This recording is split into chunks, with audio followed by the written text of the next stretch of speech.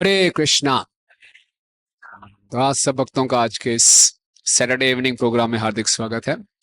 आप में से कितने भक्त यहाँ पहली बार ही आए हैं आज के प्रोग्राम में? एक। Very good. आप भी पहली बार ही आए हैं।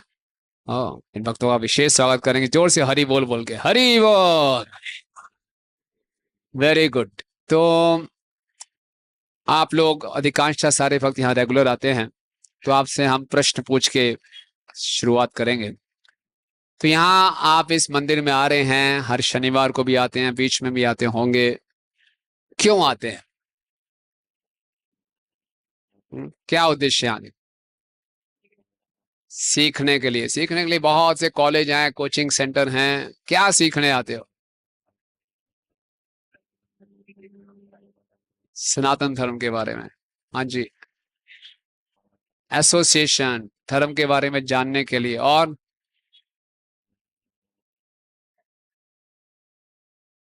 भगवान का आशीर्वाद। क्यों चाहिए आशीर्वाद? किस लिए चाहिए? क्या आशीर्वाद चाहिए? सही रास्ते में जाएं। सही रास्ता क्या है? हैं? यहाँ आके मालूम चलेगा सही रास्ता क्या है। Very good. हाँ। कृष्ण जी की कृष्ण जी के साथ जुड़ने के लिए मतलब कैसे जुड़ेंगे? कौन सा फेविकॉल बॉन्ड होगा, जुड़ जाएंगे? हैं? कीर्तन करके जुड़ जाएंगे। और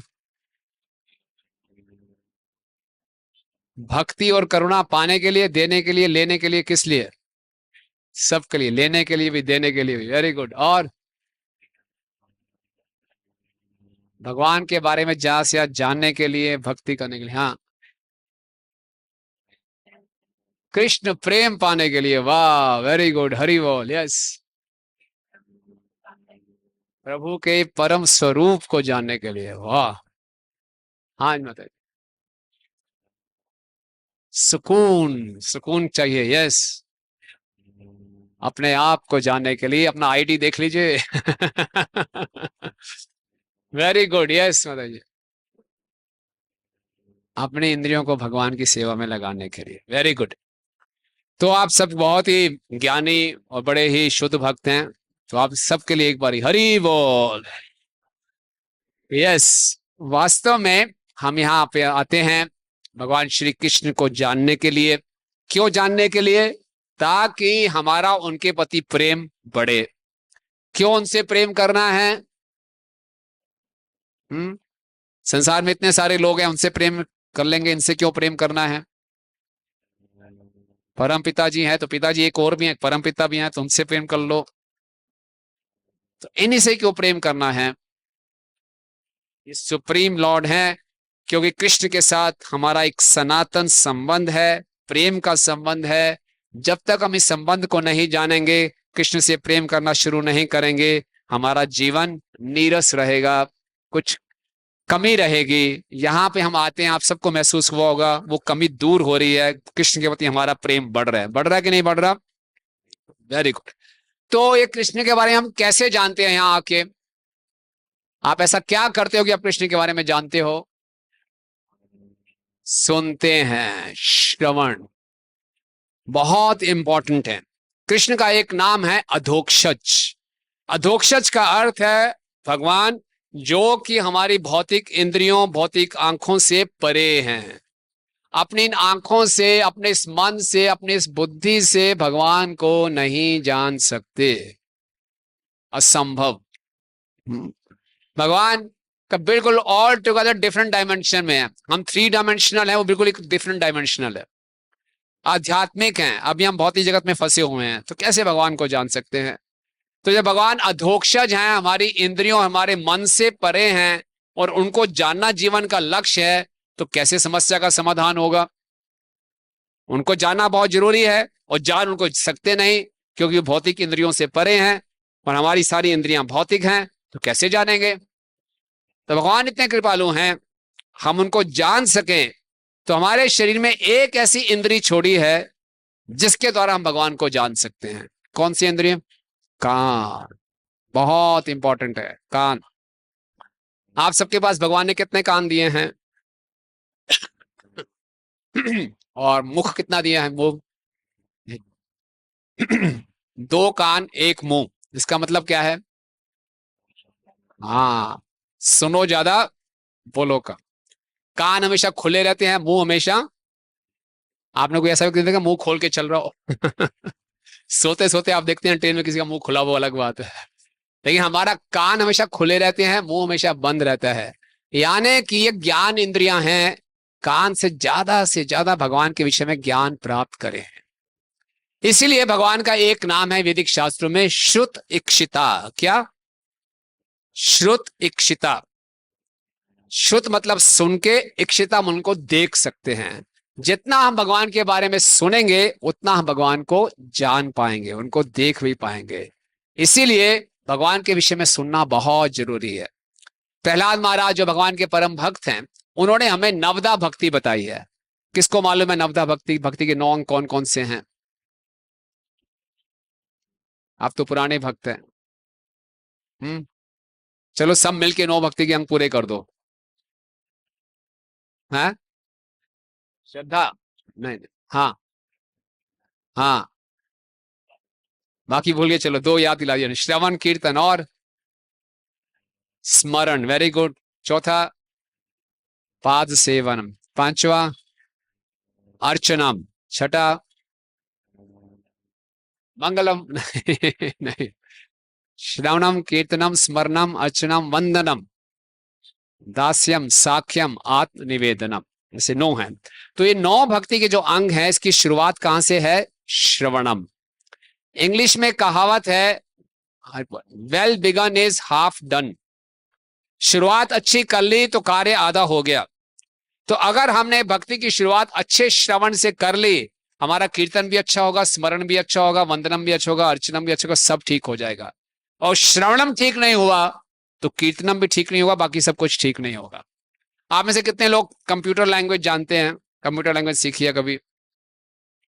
अगर आपने कंप्यूटर लैंग्वेज को सही ढंग से नहीं समझा और प्रोग्राम लिख दिया तो क्या आएगा उसमें? Error, syntax error. इसी ढंग से भक्ति के विज्ञान को सही ढंग से नहीं सुना और कीर्तन स्मरण इत्यादि शुरू कर दिया तो क्या आ जाएगा? एरर। भगवान बोलेंगे एरर।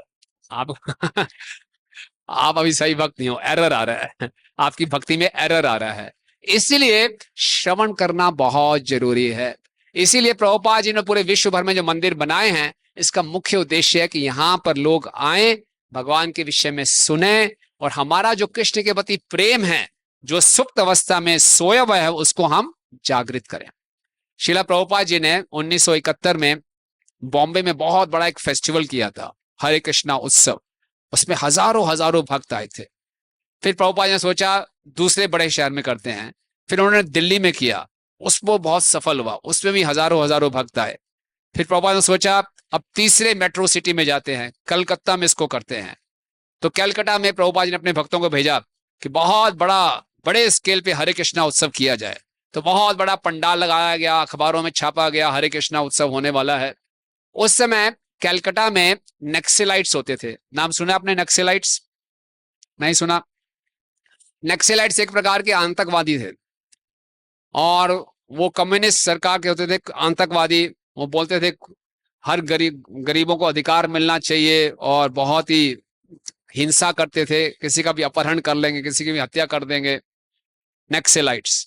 उनको मालूम चला कि एक आ रहे हैं संत, यहाँ पे इतना खर्चा कर रहे हैं भगवान के प्रोग्राम के लिए, यहाँ पे कलकत्ता में गरीब लोग पड़े हैं, इनको खाना नहीं खिला रही, इतना बड़ा प्रोग्राम हो रहा है।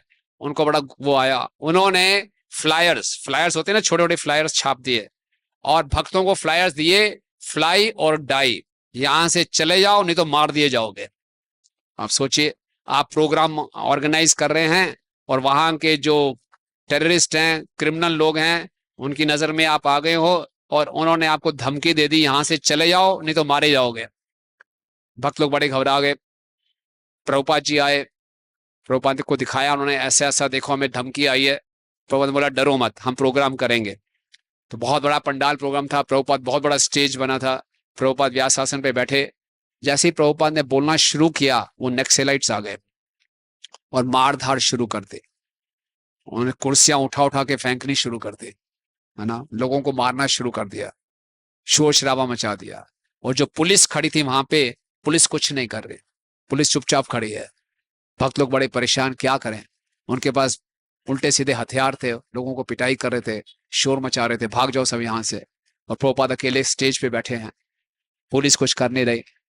प्रभुपाद ने क्या किया, माइक के ऊपर प्रभुपाद ने बोला, गोविंदम आदि पुरुषम तमहम भजामि, गोविंदम आदि पुरुषम तमहम भजामि। जब प्रभुपाद जी ने ऐसा बोला, प्रभुपाद की वाणी में इतनी शक्ति थी, उन नक्सलाइट्स के हृदय में भी परमात्मा थे। पता नहीं उनको क्या हुआ, कुर्सियां फेंकी और वहां से वो चले गए। और प्रभुपाद ने फिर बढ़िया लेक्चर दिया, प्रोग्राम हो गया। प्रोग्राम के बाद प्रेस कॉन्फ्रेंस हुई, तो प्रेस रिपोर्टर्स ने प्रभुपाद से पूछा, आपने ये क्या किया, इतना बड़ा खतरा मोल लिया, नक्सलाइट्स ने आपको पहले ही चेतावनी दी थी कि मत आओ यहाँ पे, प्रोग्राम मत करो, फिर भी आपने प्रोग्राम किया और आप खुद आ गए और आपके प्रोग्राम में भी आ गए, तब भी अपने इतना बड़ा खतरा मोल क्यों लिया, क्यों लिया खतरा मोल? पता प्रभुपाद ने क्या उत्तर दिया? प्रभुपाद ने बोला, मैंने इतना बड़ा खतरा मोल लिया एक कार्य के लिए। मैंने पूछा क्या? श्रवण, श्रवण की स्थापना करने के लिए, ताकि लोग भगवान के विषय में सुन सकें, अपने जीवन के लक्ष्य को जान सकें, अपने जीवन को सुधार सकें। कहने का अर्थ है कि भगवान के विषय में सुनना कितना आवश्यक है, उसके लिए प्रभुपाद जी ने इतना बड़ा खतरा मोल लिया। भगवान के विषय में सुनना भगवान को खुद को बड़ा अच्छा लगता है। वाल्मीकि रामायण में वाल्मीकि जी ने लव और कुश को पूरा ट्रेनिंग दिया। वाल्मीकि जी ने पहले ही रामायण लिख ली और वह रामायण लव कुश को सिखा दी। वाल्मीकि रामायण में 24,000 श्लोक हैं और लव कुश छोटे छोटे बालक 24,000 श्लोकों को याद करके गा गा के सुनाते थे, है ना।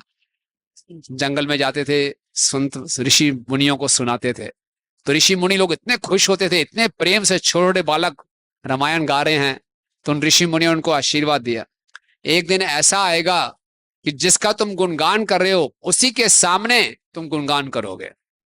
तो ऐसा ही हुआ, घूमते घूमते घूमते एक वाली वो राम जी के दरबार में पहुंच गए। मंत्रियों ने बताया, भगवान राम, ये 2 छोटे बालक आए हैं, भगवान नहीं जानते थे मेरे ही पुत्र हैं, वो भी नहीं जानते थे कि हमारे पिता हैं, छोटे बालक हैं, बहुत सुंदर रामायण का पाठ करते हैं, हम इनको अपने यहाँ पे ले आते हैं। बोले ठीक है। तो भगवान राम ऊपर सिंहासन में बैठे थे, उस सिंहासन में चढ़ने के लिए 18 सीढ़ियां थी, सोने की सीढ़ियां, ऊपर भगवान सोने के सिंहासन पर बैठे हैं और नीचे सारे उनके मंत्रीगण बैठे हैं। बीच में छोटे से बालक लव कुश, बोले शुरू करो, बोलना शुरू करो। और लव कुश ने रामायण गाना शुरू किया।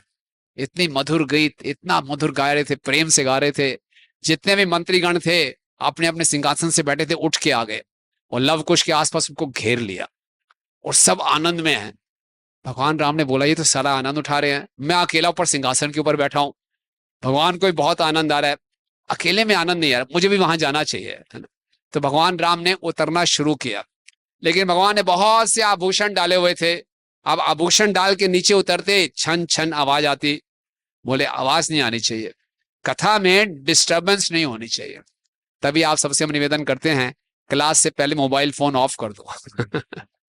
कथा में बिल्कुल डिस्टरबेंस नहीं होनी चाहिए, भगवान की कथा चल रही है। तो भगवान राम ने क्या किया, बड़े प्रेम से धीरे धीरे नीचे उतर रहे हैं ताकि कुछ भी आवाज ना आए, और बिल्कुल भी आवाज नहीं। उतरते उतरते उतरते भगवान राम उन सब के बीच में बैठ गए, किसी को पता ही नहीं चल रहा, सब बड़े मंत्र मुग्ध होकर कथा सुन रहे हैं और कथा सुनते सुनते सब इतना आनंद उठा रहे हैं।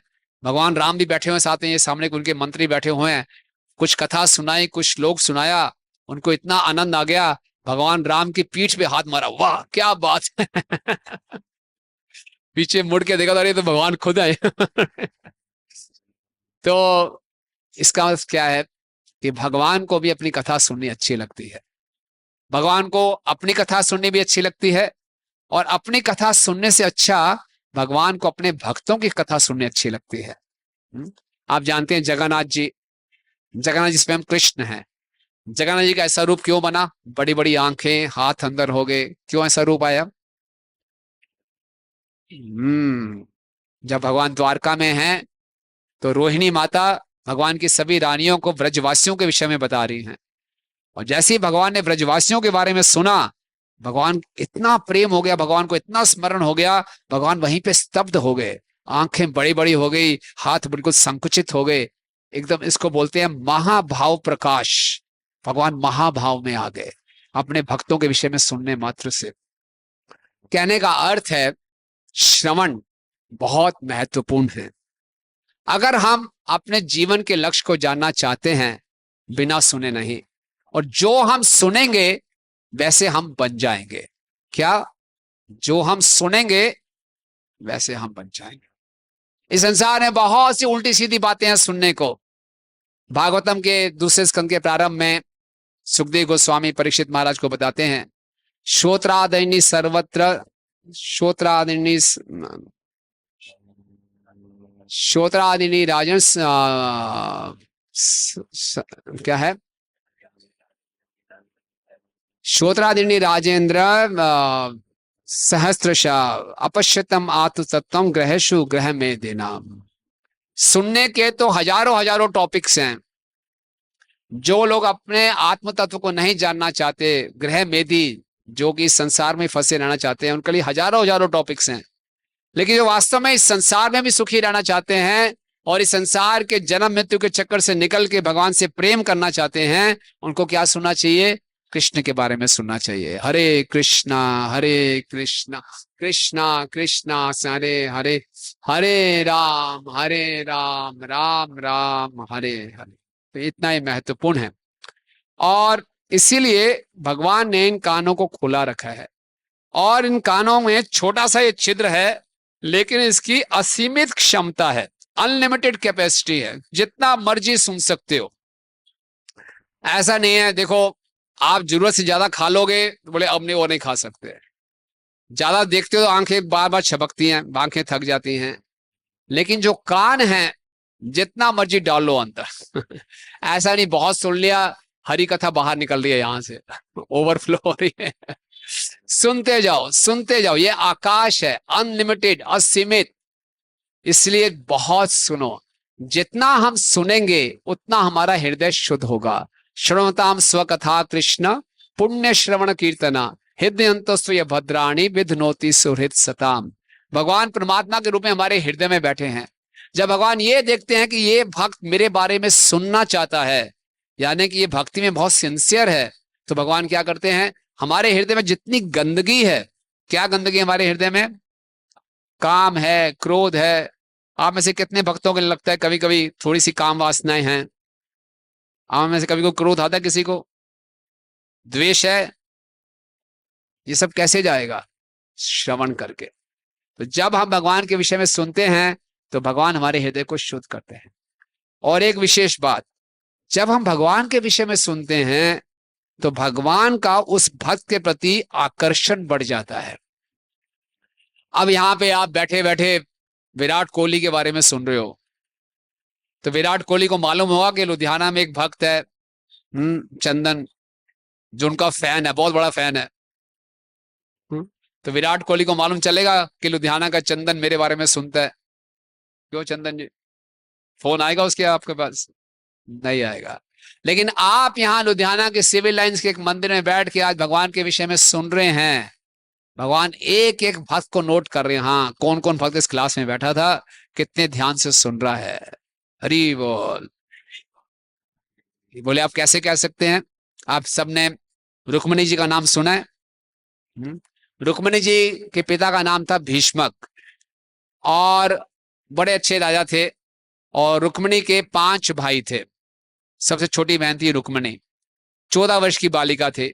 भीष्मक के राज्य में नारद मुनि आते थे, और नारद मुनि भगवान कृष्ण का गुणगान करते थे, और रुक्मिणी भी उनको सुनती थी। केवल सुनती थी, सुनने मात्र से रुक्मिणी जो छोटी सी बालिका थी, उसने ये निर्णय ले लिया था अगर मैं विवाह करूंगी तो केवल कृष्ण से करूंगी। देखा नहीं, कुछ नहीं, केवल सुना। सुनने मात्र से ही उनको कृष्ण से प्रेम हो गया। लेकिन रुक्मिणी के जो सबसे बड़े भाई थे उसका नाम था रुक्मी, वो बहुत दुष्ट था, वो शिशुपाल का मित्र था। तो उसने सोचा नहीं, मैं अपनी बहन का विवाह किससे करूंगा? शिशुपाल। शिशुपाल बचपन से ही कृष्ण को गालियां देता था, उसकी ट्रेनिंग ही ऐसी हुई थी।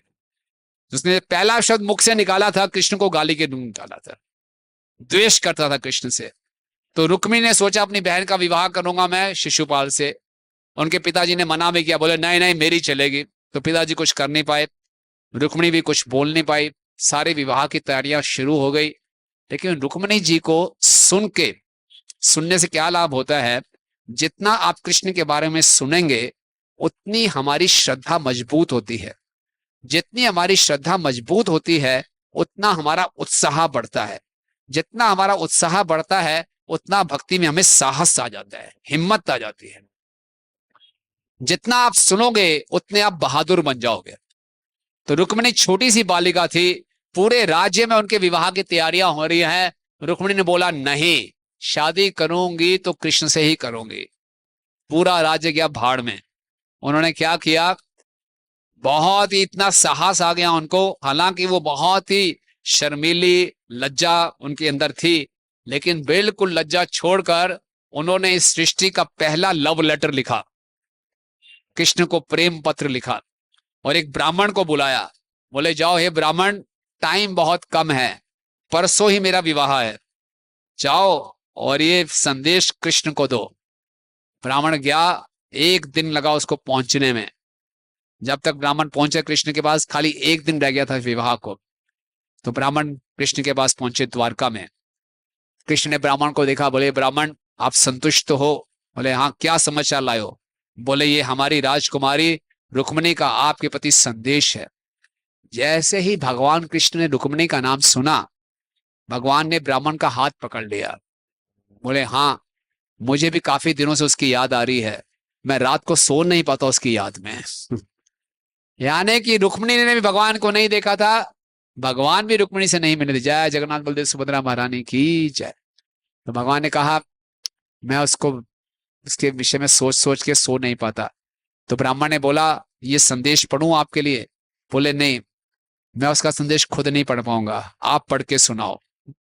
तो जैसे ही ब्राह्मण ने संदेश सुनाया, भगवान ने तुरंत अपने घोड़ों को बुलाया, विशेष घोड़े, और ब्राह्मण को रथ में बैठाया। ओवरनाइट भगवान पहुंच गए द्वारका में। लगभग 1000 मील का डिफरेंस था, भगवान ने 8 घंटे में कवर कर लिया। ऐसे तो भगवान चाहते तुरंत पहुंच जाते, लेकिन नर लीला कर रहे हैं। और वहां पहुंचे, शादी का दिन है और विवाह के दिन रुक्मिणी जी को लिया जा रहा है, दुर्गा माता के मंदिर में जा रही हैं। और रुक्मिणी ने पूरा का पूरा चिट्ठी में प्लान लिख दिया था। बोलेंगे आपने सोचेंगे कि ये कैसी लड़की है, कितनी बेशर्म है, खुद ही कह रही है आइए मेरे को किडनैप कर लीजिए। ठीक, बोले क्या इसमें मेरा दोष नहीं है, आप इतने आकर्षक हैं, कोई भी आपसे सुनेगा उसको प्रेम हो जाएगा। तो मुझे आपसे प्रेम हो गया है, अब आपको ही मेरी रक्षा करनी है। तो रुक्मिणी ने पूरा प्लान बता दिया था, कहाँ पे मैं आपको मिलूंगी, कहाँ मेरे को आप किडनैप कर सकते हैं। भगवान को पूरे तैयार थे, सारी सेना आसपास थी, लेकिन भगवान को कौन रोक सकता है। सबके बीच में भगवान गए और रुक्मिणी जी जैसे ही दुर्गा के मंदिर से बाहर निकले, भगवान ने उसको उठाया और अपने रथ में बिठाया। पीछे सारे राजकुमार भागे, युद्ध हुआ, लेकिन भगवान ने सबको हरा दिया। और इस प्रकार से रुक्मिणी और कृष्ण का विवाह हुआ। हरि बोल। तो रुक्मिणी जी को कैसे कृष्ण से आकर्षण हुआ? रुक्मिणी को तो हुआ ही हुआ, कृष्ण को भी रुक्मिणी से आकर्षण हो गया। क्यों? क्योंकि रुक्मिणी देवी उनके विषय में सुनती थी। तो जब हम कृष्ण के बारे में सुनते हैं तो कृष्ण का प्रेम भी हमारे प्रति बढ़ता है। कृष्ण कहते हैं अच्छा ये जीव मुझे जानना चाहता है, तो हमारे हृदय को शुद्ध करते हैं और सारे के सारे अरेंजमेंट करेंगे ताकि हम उनके पास आ सकें। इसलिए हमारा जीवन बहुत सीमित है और इस सीमित जीवन का हमें उपयोग क्या करना है? ज्यादा से ज्यादा हम कृष्ण के बारे में सुने। हमें इन कानों का बहुत विशेष उपयोग करना चाहिए। जिस प्रकार से आप बाहर जा रहे हैं, सड़क पे, हाईवे पे जा रहे हैं, ऐसा नहीं आपको भूख लगी है किसी भी ढाबे पे आप खा लेंगे।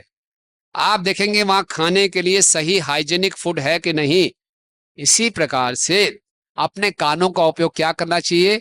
केवल सही बातें हम सुने, ये नहीं चलो डाल दो जो डालना डालो, उल्टे सीधे गाने, उल्टे सीधे चुटकुले, उल्टी सीधी बातें हम सुन रहे हैं। जैसा हम सुनते हैं वैसा हम बनते हैं, वैसी हमारी चेतना बन जाती है। कई जन्मों से उल्टी सीधी बातें सुनी हुई हैं, इसीलिए हृदय में काम वासनाएं हैं। लेकिन जब हम कृष्ण के बारे में सुनेंगे तो प्रेम बढ़ेगा और काम वासनाएं दूर होंगे। और जितना हम कृष्ण के बारे में सुनेंगे उतना हमारा हृदय शुद्ध होगा, उतने हम इसी जीवन में सुखी रह सकते हैं, आनंद में रह सकते हैं। जब तक हम कृष्ण के बारे में नहीं सुनेंगे, हम अपने जीवन के लक्ष्य के विषय में हमेशा कंफ्यूज रहेंगे। आप इस लुधियाना के सड़क पे जा रहे किसी भी व्यक्ति को पकड़ लीजिए और से पूछिए, आप जानते हैं आपके जीवन का उद्देश्य क्या है? क्या बोलेगा वो? पैसा कमाना और कनाडा जाना। हम दिल्ली से आते हैं पंजाब में, तो जैसे ही पंजाब में एंटर करते हैं बड़े बड़े बिलबोर्ड्स दिखते हैं, वीजा गुरु। वीजा गुरु चाहिए, कैसा आपका वीजा चाहिए, कहीं जाना आप जाइए। और आज पंजाब की सबसे बड़ी समस्या क्या है कि यहाँ के युवा सब कहाँ जाना चाहते हैं? विदेश में जाना चाहते हैं। क्यों विदेश जाना चाहते हैं? पैसा कमाने के लिए। क्यों पैसा कमाना चाहते हैं? भोग करके। क्यों भोगना चाहते हैं? कि सुखी रहेंगे। लेकिन हम देखें जिनके पास पैसा है, जो पहले विदेश जा चुके हैं, जो भोग कर रहे हैं, उनसे पूछें क्या आप सुखी हैं? नहीं। हमारे गुरु महाराज एक लेक्चर में बताते हैं कि जब वो कनाडा में जाते थे तो कैनेडियन एयरलाइंस की फ्लाइट पकड़ते थे इंडिया से, दिल्ली से। तो कैनेडियन एयरलाइंस का एक एडवर्टाइजमेंट है, बिलबोर्ड है, fly to Canada and be happy. तो वही फ्लाइट में चढ़ के जब वो मॉन्ट्रियल में उतरते हैं तो मॉन्ट्रियल पे इसी कैनेडियन एयरलाइंस का फिर दूसरा बिलबोर्ड है, fly to India and be happy. तो इंडियंस को कनाडा भेज रहे हैं, कैनेडियंस को इंडियन भेज रहे हैं और वो खूब पैसा कमा रहे हैं, हम लोग मूर्ख बन रहे हैं। लेकिन जब हम कृष्ण के बारे में सुनना शुरू करते हैं तो हमारे जीवन का लक्ष्य हमें स्पष्ट होता जाता है। श्रीमद् भागवतम के दूसरे स्कंद में एक बहुत सुंदर श्लोक है, पिबन्ति ये भागवत आत्मना सताम श्रवण कर्ण पुटेषु संवृता पुनन्ति विषया विदुषात्मा भजन्ति ते चरण शरण सुरहोन्तुकम। पिबन्ति ये भागवत आत्मना सताम, जो भगवान के भक्त भगवान के विषय में भगवान की कथा को पीते हैं, सुनते नहीं पीते हैं। पिबन्ति क्या आप कहां से पीते हैं? श्रवण पुटेषु कथा अमृतम संवृतम, कानों के छिद्रों से भगवान की कथा का अमृत पीते हैं। संवृतम भर भर के पीते हैं, ये नहीं कि ड्रॉप से डाल रहे हैं कानों में, हम ईयर ड्रॉप्स डालते हैं ठक ठक, नहीं, भर भर के पीते हैं। तो क्या होता है? पुनन्ति ते विषय विदुषिताशयम, उनका जो जीवन के प्रति उद्देश्य है, जो विषयों से दूषित हुआ है, वो शुद्ध हो जाता है। और फिर क्या होता है? वर्जंती ते चरण सरोन्तुकम, फिर भगवान के चरण कमलों की ओर बढ़ते हैं, उनको प्राप्त करते हैं।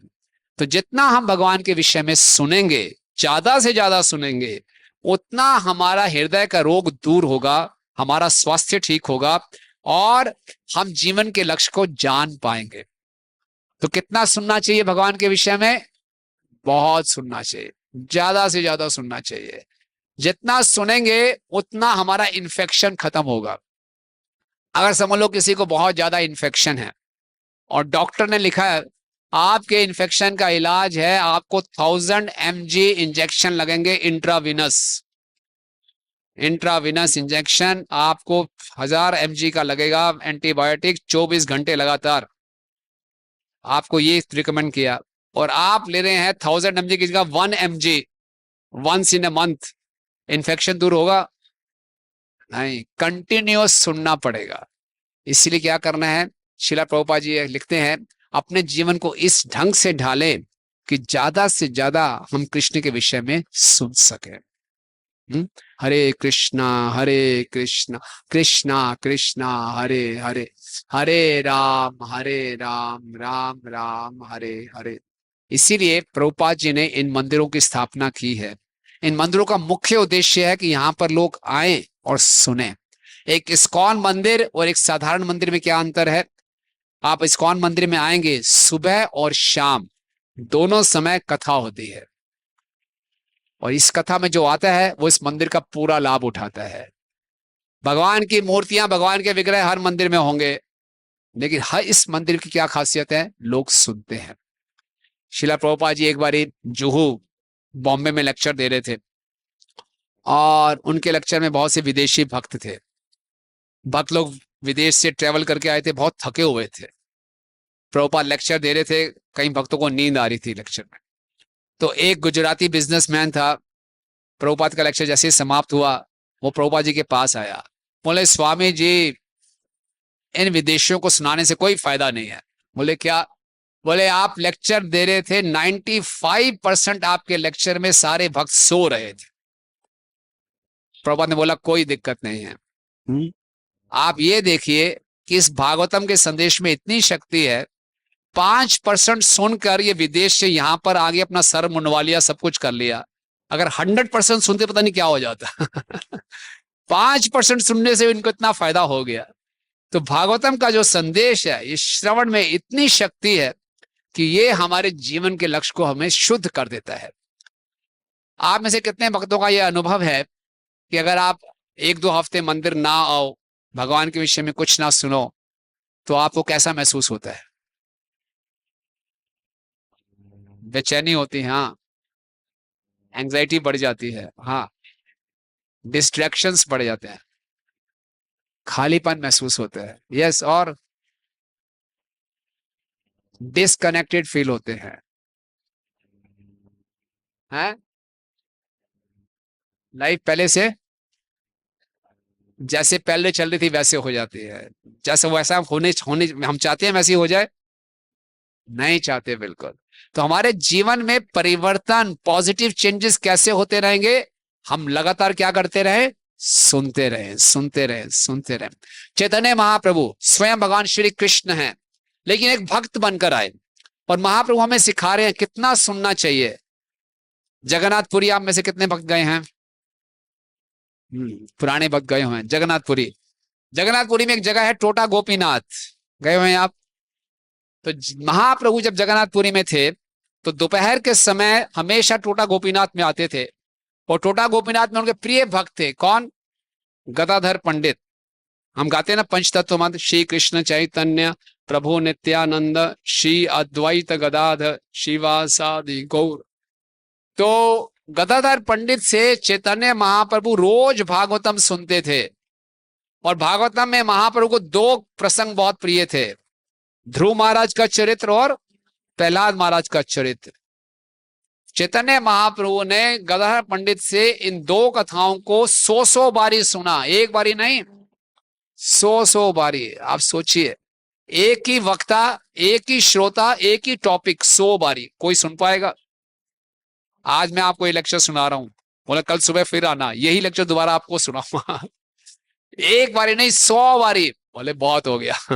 लेकिन महाप्रभु एक ही चरित्र को एक ही वक्ता से 100 बारी सुन रहे हैं, फिर भी संतुष्ट नहीं हो रहे। क्यों? ये दिव्य संबंध है। आज रामलीला चल रही है पूरे भारत में, नवरात्रि है, शुरू होने वाले हैं, रामलीला होगी। कितने वर्षों से हम रामलीला देख रहे हैं, सुन रहे हैं, लेकिन हमेशा क्या लगती है? नहीं लगती है। सुनना अच्छा लगता है। इसीलिए ये दिखाता है कि भगवान, भगवान की कथा, भगवान का नाम पूर्ण रूप से क्या है? दिव्य है।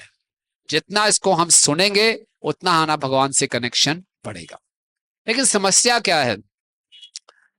कई भक्तों को कहते हैं कि आप हमसे जो मर्जी करवा लो, बस क्लास में मत बैठाओ। क्लास में बैठना अच्छा नहीं लगता। आप रात के 12 बजे फोन कर दो, हम सेवा के लिए तैयार हैं, लेकिन बैठना अच्छा नहीं लगता, है ना? देखें आपने कुछ वक्त ऐसे, बोले जैसे ही बैठते हैं आंखें बंद होनी शुरू हो जाती है। नींद आनी शुरू हो जाती है। अगर किसी को नींद नहीं आती, या तो उसके हाथ में ये पकड़ा दो, या उसको क्लास में बैठा दो। जैसे ही भागवतम क्लास में बैठेगा नींद आनी शुरू हो जाएगी। हमारे इस्कॉन में एक चुटकुला है, किसी को नींद नहीं आती तो उसको 8 बजे मंदिर में बुलाओ सुबह। जैसे वो सुनेगा ओम नमो भगवते वासुदेवाय, आंखें बंद हो जाएंगे। और जैसे सुनेगा महाप्रसादे गोविंदे, आंखें खुल जाएंगी। तो कई वक्त कहते हैं प्रभु जो मर्जी करा लो, बस क्लास में बिठाओ मत। तो शिला प्रभुपाद जी के गुरु महाराज भक्ति सिद्धांत स्वामी ठाकुर महाराज कहते हैं कि दो प्रकार के भक्त होते हैं। एक क्लास होती है जो श्रवण क्लास, जो सुनती है। दूसरी होती है दंडवती क्लास। दंडवत जितना मर्जी करवा लो, 1000 बार दंडवत लगा लूंगा, भागदौड़ कर लूंगा, लेकिन सुनूंगा नहीं। तो आपका क्या कहना है? आप बोलेंगे प्रभु सेवा कर लूंगा लेकिन सुनूंगा नहीं, वैसे भक्त को क्या माना जाएगा?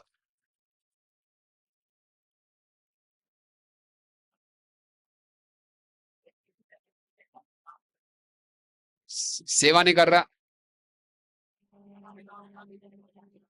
सेवा भाव क्यों नहीं है? और बताइए, कोई केवल सेवा करना चाहता है, वह श्रवण नहीं करना चाहता, तो उसमें नुकसान क्या है?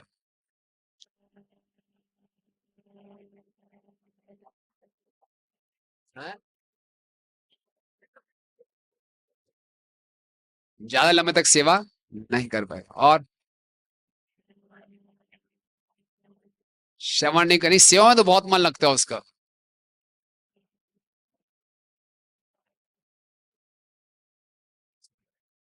भगवान से दूर होते जाएंगे, सही बात है।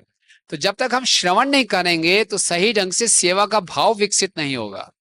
हम जानेंगे नहीं कि कैसे सेवा करनी चाहिए। सेवा करते हुए किसी ने कुछ कह दिया, हम नाराज होकर बैठ जाएंगे, मैं नहीं आऊंगा आज से मंदिर में।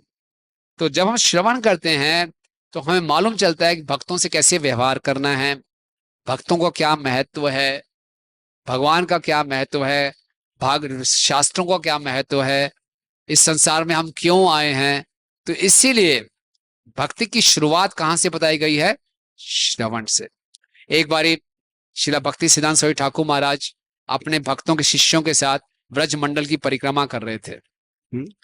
तो शिला प्रभुपाद जी अभी नए नए थे और प्रभुपाद जी को मालूम चला उनके गुरु महाराज वंश मंडल में है। कोसी के पास एक जगह है, क्या नाम है उसका? जय श्री श्री जगन्नाथ बलदेव सुभद्रा महारानी की जय। शेषा विष्णु है ना, शेषाशाही विष्णु। वहां पे भगवान विष्णु लेटे हुए हैं, शेषाशाही विष्णु का मंदिर है वहां पे। और कोसी में कैंप लगा हुआ था, भक्ति सिद्धांत स्वामी ठाकुर महाराज कथा कर रहे थे। तभी एक सीनियर भक्त वहां पर आए, उन्होंने अनाउंसमेंट किया, हम सब शेषाशाही विष्णु के दर्शन करने जा रहे हैं, कौन कौन चलना चढ़ेगा? सारी क्लास खाली हो गई, सब उठ के चले गए। और प्रभुपाद जी उसमें ग्रस्त आश्रम में थे, वो बैठे रहे, सुनते रहे। और प्रभुपाद जी कह रहे हैं जो भक्ति सिद्धांत स्वामी ठाकुर महाराज बोल रहे थे मुझे कुछ समझ में नहीं आ रहा था, फिर भी मैं बैठा हुआ था, क्योंकि मुझे लगता था ये व्यक्ति बहुत विशेष है, जो ये बातें कर रहे हैं साधारण नहीं है। हालांकि मुझे समझ में कुछ नहीं आ रहा, लेकिन बातें कुछ विशेष कर रहे हैं, तो मैं बैठा रहा। उसके बाद सब लोग वहां से दर्शन करके वापस आ गए। तो भक्ति सिद्धांत स्वामी ठाकुर महाराज ने उनसे प्रश्न किया। ये प्रश्न नहीं किया कैसे दर्शन थे, भगवान का क्या श्रृंगार था, नहीं। बोला आपके आंखों की एक्सरसाइज हो गई, आप बिना सुने दर्शन करने जा रहे हैं, आप क्या दर्शन करेंगे? हमें तो खाली ये मूर्ति लगेगी। एक नया व्यक्ति मंदिर में आता है जिसको मालूम नहीं जगन्नाथ जी इनका रूप ऐसा क्यों है, वो डर जाएगा, अरे ये क्या है, घबरा जाएगा, उसको समझ नहीं आएगा ये कौन है। लेकिन जिसने सुना है वो जानेंगे, अरे ये भगवान का भक्त वत्सल रूप है। परम पूजनीय राधानाथ स्वामी महाराज बताते हैं कि वो न्यू वृंदावन में वेस्ट वर्जीनिया में सेवा करते थे, पुजारी का सेवा करते थे। उनके पिताजी शिकागो में रहते थे और शिकागो से वो आए कि मैं तुम्हें मिलने आ रहा हूं। राधानाथ स्वामी उस समय ब्रह्मचारी थे। तो शिकागो से वो आए और न्यू वृंदावन फॉर्म था, एक बहुत बड़ा फॉर्म, और वहां कोई सुविधाएं नहीं थी पहुंचने की। बड़ी मुश्किल से बैलगाड़ी में बैठ के, सड़क खराब थी, बड़ी मुश्किल से वो पहुंचे वहां पे, और बहुत ठंड वहां पे। उस समय इतनी सुविधाएं नहीं थी कि हीटर हो, सब कुछ, बड़ी ठंड, जबरदस्त ठंड, और बड़ी मुश्किल से वहां पहुंचे, ठिठुरते ठिठुरते वहां पहुंचे। और राधानाथ स्वामी महाराज को देखा, इतनी मुश्किलों में ऐसी सेवा कर रहे हैं, और बोले बेटे आप क्या करते हो? तो बोले मैं इनकी सेवा करता हूँ। उन्होंने इनको अर्च विग्रह दिखाए। तो जैसे ही उनके पिताजी ने जगन्नाथ जी के दर्शन किए, आंखों से आंसू निकलने लगे। राधानाथ स्वामी महाराज ने बोला क्या बात है, मैं इतने सालों से सेवा कर रहा हूँ, मेरे अंदर कोई भाव उत्पन्न नहीं हुए, मेरे पिताजी ने पहली बार दर्शन किए और रोने लगे। और फूट फूट के रोने लगे। फिर राधानाथ महाराज ने पूछा, क्या महसूस हो रहा है, आप क्यों रो रहे हैं? बोले, बेटा, इन गुड्डे गुडियों की सेवा करने के लिए घर छोड़ के आयो। You left your home to serve this dolls. तो उनको क्या मालूम ये भगवान है, क्योंकि उनके बारे में सुना नहीं। तो जब हम सुनते हैं तो हमें भगवान की महिमा मालूम चलती है। आप किसी धाम में जाते हैं, वृंदावन धाम में जाएंगे, मायापुर धाम में जाएंगे, जब तक आप धाम की महिमा को नहीं सुनेंगे आपको मालूम नहीं चलेगा ये स्थान कितना विशेष है। इसीलिए श्रवण को इतना महत्वपूर्ण बताया गया है कि खूब हम ध्यान से सुने, और सुनने के बाद क्या करना चाहिए? उस पे मनन करना चाहिए, और मनन करने के बाद क्या करना चाहिए? उसको अपने जीवन में उतारने का प्रयास करना चाहिए। अगर हमने खाली सुना, कई बार भक्त लोग बोलते हैं बहुत अच्छी क्लास थी प्रभु जी। अच्छा, बहुत अच्छी क्लास थी, क्या सुना आपने? बता नहीं सकता क्या सुना, बहुत अच्छा था। सब उड़ गया ना। जो सुना है उसको मनन करें, मनन मतलब उस पर मेडिटेट करें, और फिर उसको अपने जीवन में उतारने का प्रयास करें, तभी हमारे जीवन में परिवर्तन आएगा। आप में से हम सबके जीवन में अभी तक कुछ परिवर्तन आया कि नहीं आया? आया है ना कुछ। कैसे आया? हमने सुना, उसके बारे में सोचा, और फिर अपने उसको जीवन में उतारा। एक बहुत सुंदर श्लोक भागवतम में आता है, भागवतम के दूसरे स्कंद के 8वें अध्याय का 4था श्लोक है। आप मेरे पीछे बोलिए। शृण्वता श्रद्धया नित्यम गृह्णतेश्च स्वचेष्टितम् कालेनाति दीर्घेण भगवान विशते हृदय। बड़ा सरल श्लोक है। श्रवताम श्रद्धया नित्यम, श्रवण कर रहे हैं किससे? श्रद्धा के साथ। कब कब? नित्य, रोज। श्रवताम श्रद्धया नित्यम। उसके बाद क्या करना है? गृह्णतश्च स्वचेष्टितम, जो सुना है उसको ग्रहण करना है। ग्रहण करने के लिए क्या करना पड़ेगा? स्वचेष्टितम, प्रयास करने पड़ेंगे, चेष्टाएं करनी पड़ेंगी। अगर कोई ये 4 कार्य कर लेता है, क्या क्या? श्रवण, श्रद्धा के साथ, नित्य, और उसको ग्रहण करने की चेष्टा, तो क्या कह रहे हैं? काले नाति दीर्घेण भगवान विशते हृदय। बहुत जल्दी, काले नाति दीर्घेण, देर नहीं लगेगी। क्या होगा? भगवान विशते हृदय, भगवान हमारे हृदय में प्रवेश कर जाएंगे। भगवान कहां से प्रवेश करते हैं हृदय में? कानों के माध्यम से। जो कान है वो हृदय का द्वार है। आज के मॉडर्न साइंस में कान और हृदय का कोई कनेक्शन नहीं है। वो बोलते हैं ENT, ईयर नोज थ्रोट, इनका कनेक्शन है। लेकिन आध्यात्मिक विज्ञान में कान का संपर्क किसके साथ है? हृदय के साथ है। जैसा हम सुनेंगे वैसा बीज हृदय में चला जाएगा। तो अगर हम श्रद्धा के साथ सुनते हैं, अब क्या होता है, कई बार हम सुन रहे हो, हमें बात बड़ी अटपटी लगेगी, ये ऐसे कैसे हो सकता है, ये तो संभव नहीं है, हमने तो साइंस की बुक्स में ये पढ़ा है, ऐसे विचार आते हैं कई बारी। तो फिर क्या करना चाहिए?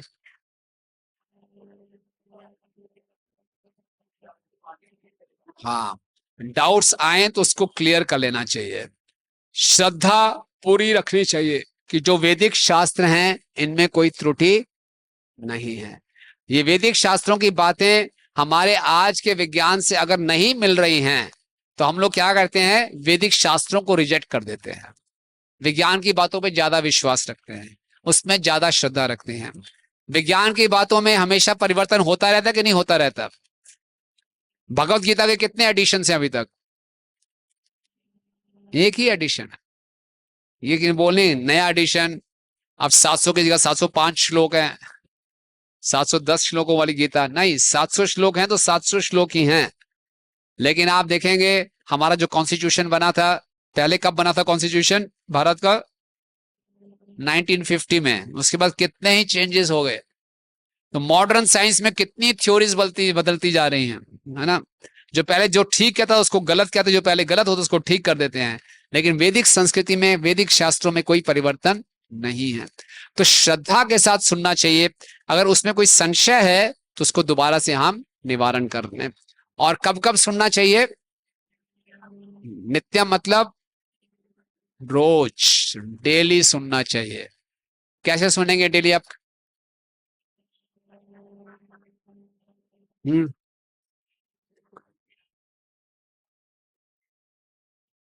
मंदिर आ सकते हैं, अगर आपको समय अलाउ करते हैं तो मंदिर में आकर जरूर सुनिए।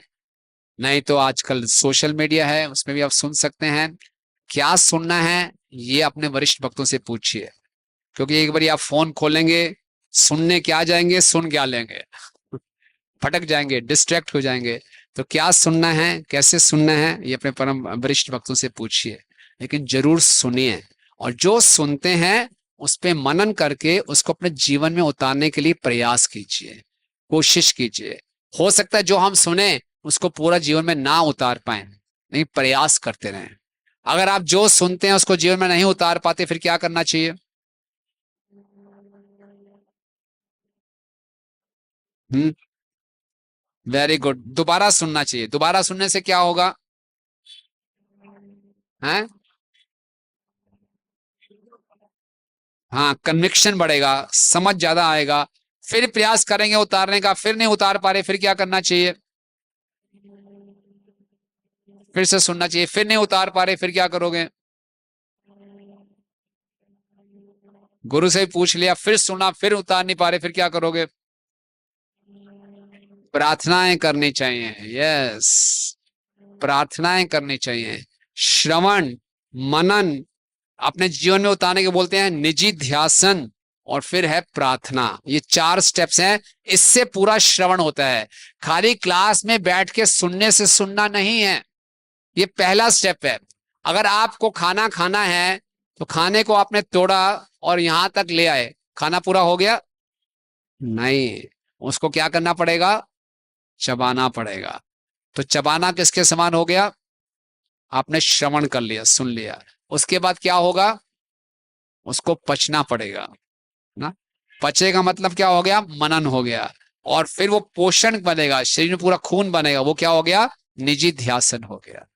इसी ढंग से सुनना है, मनन करना है, अपने जीवन में उतारना है, और साथ में क्या करनी है? प्रार्थनाएं करनी है। तब हमारा श्रवण पूरा क्या हुआ? कंप्लीट हुआ। और तब हमारे जीवन में, हमारे हृदय में परिवर्तन होगा। तो इसीलिए पूरे श्रीमद् भागवतम में श्रवण का बहुत महत्व बताया गया है। अगर शिला भक्ति सिद्धांत चैतन्य महाप्रभु बताते हैं, आप जीवन में कहीं भी रहो, किसी भी आश्रम में रहो, आप ब्रह्मचारी बनो, गृहस्थ बनो, सन्यासी बनो, कोई दिक्कत नहीं है। जहां भी रहो, कोई भी काम कर रहे हो, एक कार्य जरूर करो, श्रवण। भगवान के विषय में जरूर सुनो। आप सुनते रहेंगे तो हमेशा जीवन के लक्ष्य का हमें मालूम चलता रहेगा कि मैं कौन हूं, मुझे भगवान से प्रेम क्यों करना है। अगर ये नहीं सुनेंगे तो भगवान की माया, बहिरंगा शक्ति इतनी शक्तिशाली है कि हम अपने जीवन के लक्ष्य को भूल जाते हैं और इस संसार में उल्टे सीधे लक्ष्य बना लेते हैं और उनके पीछे भागते हैं और जन्म मृत्यु के चक्कर में पड़े रहते हैं। अगर किसी को श्रवण में रुचि हो गई, किसी को श्रीमद् भागवतम से प्रेम हो गया, वो हमेशा आनंद में रहेगा। इसलिए क्या करना चाहिए? श्रीमद् भागवतम से प्रेम करना चाहिए। भगवत गीता और भागवतम से हमें क्या होना चाहिए? प्रेम हो जाना चाहिए। बार बार इसको पढ़ना चाहिए, बार बार इसको सुनना चाहिए, इस पे चर्चा करनी चाहिए। आप देखेंगे इतना डीप, इतना विशेष ज्ञान है कि जितना आप इसको पढ़ेंगे, सुनेंगे, उतना ये क्या लगेगा? नया लगेगा। और हर बारी नया नया आपको साक्षात्कार होगा, और इसी से हम जीवन में हमेशा उत्साहित रहेंगे। ठीक है, तो मैं यहीं पे विराम दूंगा। और आज हमने चर्चा की कि श्रवण का क्या महत्व है। अगर हम भगवान से प्रेम करना चाहते हैं तो भगवान के विषय में सुनना चाहिए। भगवान को जानने के लिए केवल एक ही इंद्री है, वो क्या है? कि श्रवण, कान। इसलिए भगवान ने 2 कान दिए हैं, हमेशा खुली अवस्था में दिए हैं, ताकि ज्यादा से ज्यादा हम सुन सकें और भगवान को जान सकें। और श्रवण से क्या क्या लाभ होते हैं? हमारा हृदय शुद्ध होता है, जीवन के लक्ष्य को हम जानते हैं, भगवान के विषय में ज्ञान प्राप्त करते हैं और हमेशा उत्साहित रहते हैं। भगवान भी हमसे प्रेम करते हैं। और अगर हम नहीं सुनेंगे तो जीवन के लक्ष्य हम भ्रमित हो जाते हैं और सेवा भी हम सही ढंग से नहीं कर पाएंगे अगर हम सुनेंगे नहीं, और भगवान को भी नहीं जान पाएंगे। केवल दर्शन करके भी हम भगवान को नहीं जान सकते अभी तब तक हम भगवान के विषय में सुनेंगे नहीं। और कैसे सुनना चाहिए? श्रद्धा से सुनना चाहिए, नित्य सुनना चाहिए। जो सुने उस पर मनन करें और उसको अपने जीवन में उतारने का प्रयास करें। ठीक है, हरे कृष्ण। किसी कोई प्रश्न है, यानी क्वेश्चंस और कमेंट्स सब पूछ सकते हैं।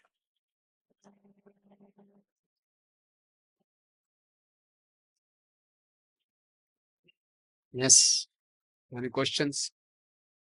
किसी का कोई प्रश्न है तो पूछ सकते हैं।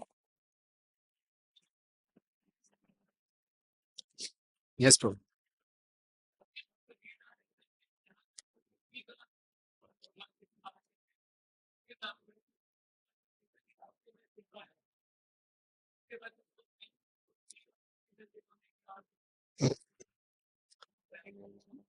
बुद्धि योग के विषय में लिखते हैं ऐसा।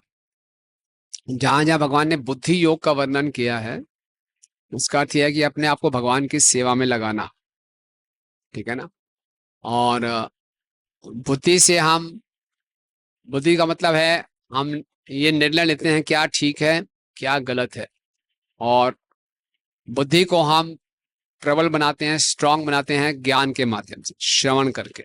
जितना सुनेंगे उतना हमारा बुद्धि स्पष्ट होगी, उतना हम भगवान को जान पाएंगे, उतनी हमारे अंदर डिटर्मिनेशन आएगी और उतना अपने आप को भगवान की सेवा में लगा पाएंगे। ठीक है, ओके। और कुछ? यस।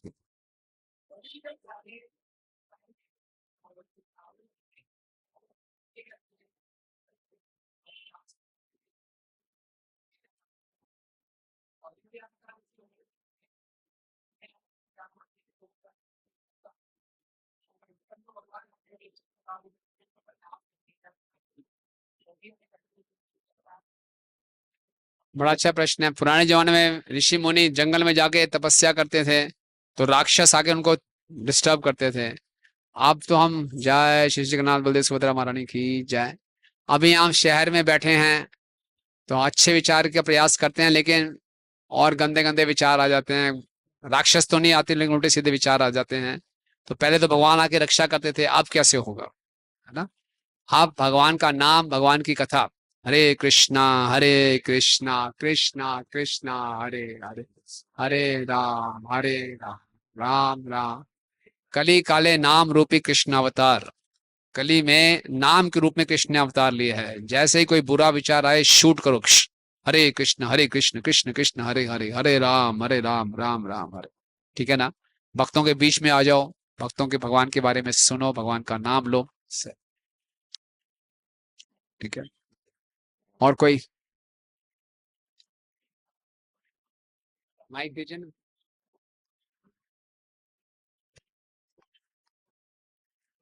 कई बार हमारे यहाँ पे दो ऑप्शन होते हैं कि हमें दोनों दोनों ही जो हमें पता है जरूरी है, पर हमें ये नहीं पता लगता हमें कौन सा करना है। और उन दोनों में से कौन से मतलब कृष्ण जी को प्रसन्नता होगी, अगर ये जानना हो तो कैसे? दो काम है, हम्म। कौन सा पहले करूं? या फिर दोनों में से कोई एक ही करना है, पर किससे कृष्ण जी को ज्यादा प्रसन्नता होगी वो पता करना है, तो कैसे होगा? दोनों सेवाएं हैं, भगवान की सेवा ही है। सेवा ही नहीं, मतलब जो हमारे भी जो रोज का काम होते हैं, जैसे कॉलेज वगैरह भी, कुछ भी हो गया। तो कैसे जाने कौन सा काम करना चाहिए कौन सा काम नहीं करना चाहिए, जी। है ना। गुरु, साधु, शास्त्र, इन तीनों से मालूम चलेगा।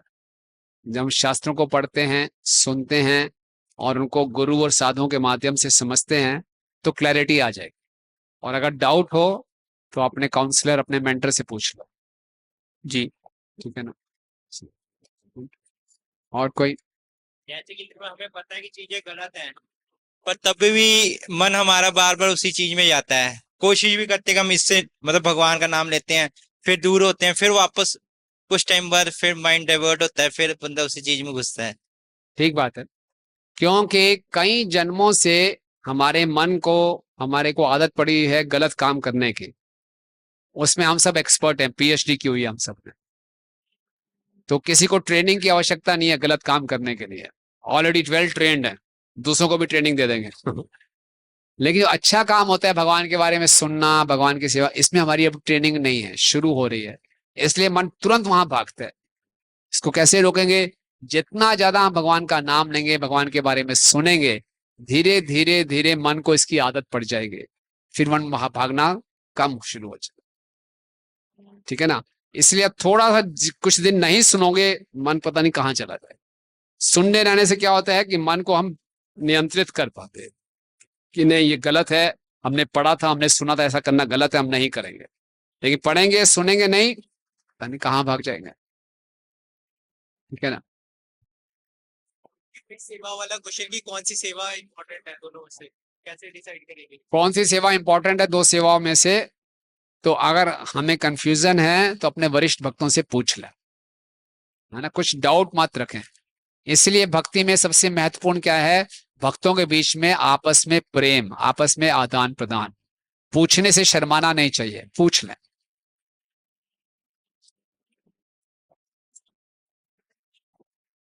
प्रभु जी यही दुविधा कि अब भक्ति का समय है और नियत कर्म करना भी है। जैसे पढ़ाई मान लीजिए, नियत कर्म करने का समय शाम का समय पढ़ने का समय है और शाम के समय भक्ति का समय भी है। तो आदमी दुविधा में होता है कि क्या करें, कैसे निर्धारित करें। दिन में कितने घंटे होते हैं? 24। नियत कर्म कितने घंटे करने हैं? तो कैसे करेंगे?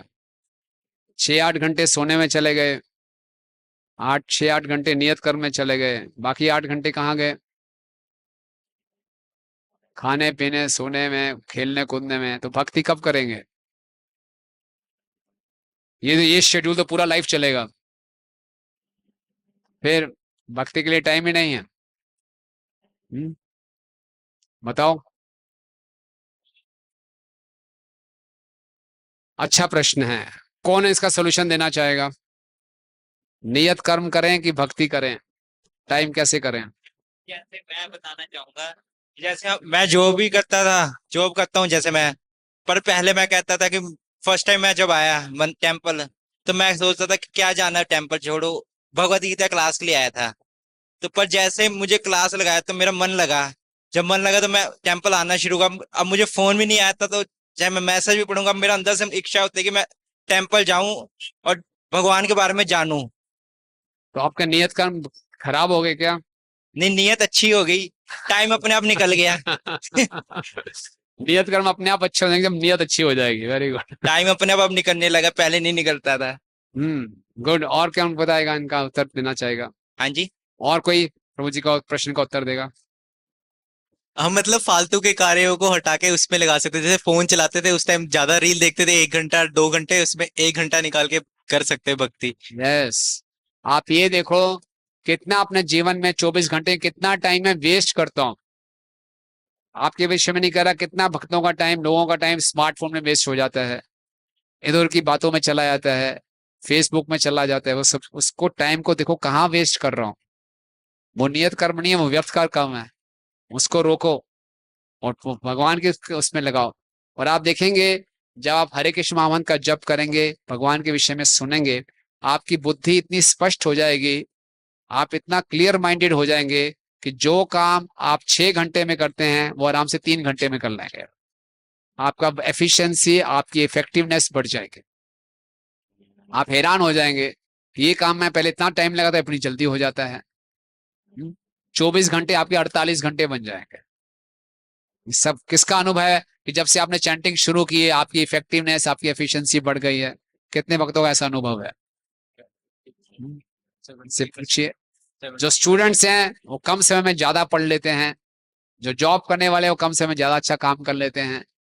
क्या? अगर अच्छे ढंग से भगवान के विषय में सुनने और जप करना है। ठीक है प्रभु, इज इट क्लियर? यस। और कोई? यस।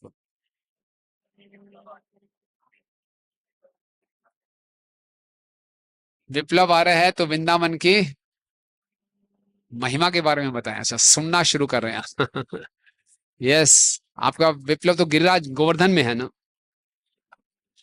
तो वृंदावन की महिमा अपार है, गिरिराज जी की महिमा अपार है ना, भगवान से अभिन्न है। चैतन्य महाप्रभु ने बोला आराध्य भगवान विजय चैतन्य तद धाम वृंदावनम। जिस प्रकार से हम कृष्ण की आराधना करते हैं उसी प्रकार से वृंदावन की आराधना करनी है। वृंदावन ये नहीं सोचना कि यहां से एक बस पकड़ी, ट्रेन पकड़ी, वृंदावन पहुंच गए, नहीं। वृंदावन में प्रवेश करने के लिए विशेष कृपा चाहिए, सेवा की भावना चाहिए, समर्पण चाहिए, तब हम वृंदावन में प्रवेश कर पाएंगे। जिस प्रकार से भगवान श्री कृष्ण से सारे अवतार निकलते हैं, वृंदावन धाम से सारे तीर्थ स्थान निकलते हैं। बताया गया 64 करोड़ तीर्थ स्थान वृंदावन से निकलते हैं। तो वृंदावन अंशी है, जिस प्रकार से भगवान स्वयं अंशी है, उनसे कई अंश निकलते हैं। जितने भी धाम हैं वो सब वृंदावन से प्रकट होते हैं। वृंदावन भगवान की स्वरूप शक्ति है, भगवान से अभिन्न है। ओके, तो व्रज की रज में जाना, व्रज की रज को सर पे लगाना, ये अपने आप में बहुत विशेष बात है। और पूरे वृंदावन में, वृंदावन से भी श्रेष्ठ क्या है, गिरिराज गोवर्धन। गिरिराज जी स्वयं कृष्ण से अभिन्न है, ठीक है। और वहां जाके आप गिरिराज से प्रार्थना कीजिए, आपकी सारी आध्यात्मिक इच्छाएं पूरी होंगी, ठीक है। और बहुत कुछ कहा, जहां जाएंगे और सुनेंगे उसके विषय में, ठीक है। ओके, और कोई?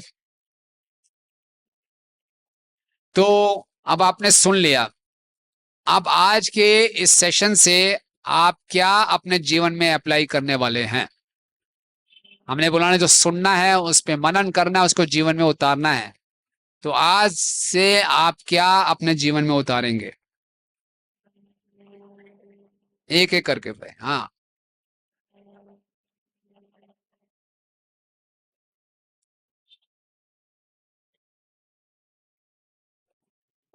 जो हमें लेक्चर्स दिए गए हैं वो हम सुनेंगे, प्रभु जी देते हैं जो लेक्चर, हाँ, उसको ज्यादा से ज्यादा सुनेंगे। हाँ। जब मनन करने के लिए नोट्स भी बनाएंगे ताकि हमें याद रहे। ओके, डेली सुनेंगे। देखिए, हम सब यहाँ इस्कॉन में हैं, और इस्कॉन के संस्थापक आचार्य कौन है?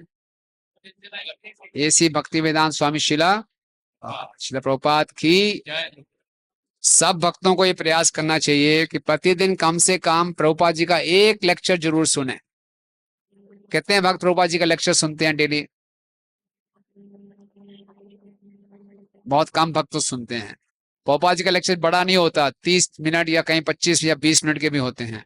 नहीं, प्रभुपाद के लेक्चर्स में आपको 25-30 मिनट के लेक्चर में सब कुछ प्राप्त हो जाएगा। और प्रभुपाद जी के लेक्चर, प्रभुपाद की वाणी सुनेंगे आपको बहुत कॉन्फिडेंस बढ़ेगा, आप बहुत सुरक्षित अनुभव करेंगे। आपको लगेगा जैसे दादाजी की गोद में बैठा हूं मैं। प्रभुपाद जी की वाणी में इतनी शक्ति है कि हम बड़े सुरक्षित अनुभव करते हैं।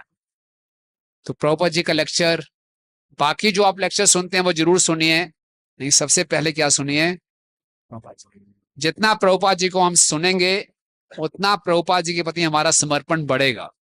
और अगर प्रभुपाद हमारे जीवन के केंद्र में रहते हैं तो हमारा जीवन पूरा सुरक्षित है, ठीक है। तो क्या अप्लाई करेंगे आज से जीवन में?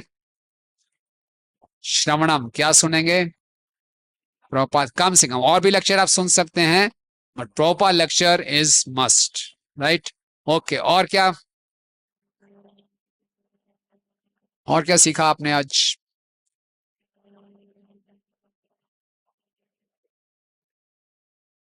पीछे से कुछ नहीं आवाज आ रही, कुछ सीखा आपने?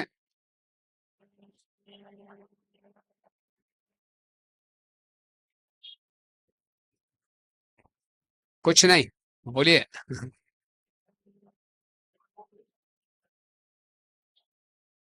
बोलना कम है और सुनना ज्यादा है। लेकिन आपको बोला गया प्रचार पे जाइए, कुछ बोलिए, नहीं बोली, नहीं मैं सुनूंगा, बोलूंगा नहीं। तो बोलिए, जब आवश्यकता है तो खूब बोलिए, रुकिए मत, तब गरज के बोलिए। लेकिन जब सुनने का अवसर मिले तो खूब सुनने का भी प्रयास कीजिए। Very good. और कोई?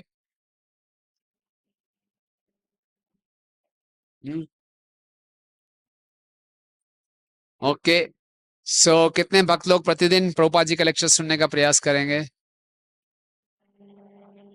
हरी बोल, वेरी गुड।